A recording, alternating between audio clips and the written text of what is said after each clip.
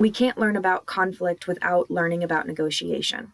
The two topics usually go together because negotiation is an important tool for managing conflict. Negotiation is also a process that occurs between two or more people. This process occurs when people are trying to reach an agreement. It's the process they use to discuss their interests, come up with options, and decide who gets what. How do we know if the negotiation process is effective, if we made a good deal?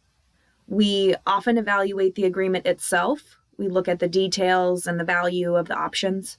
But we also pay attention to the satisfaction of all the parties involved, and we pay attention to the impact of the negotiation on the relationship between the parties.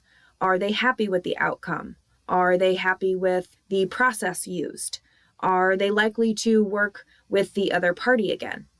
Finally, and probably most importantly, we measure the ethics of a negotiation.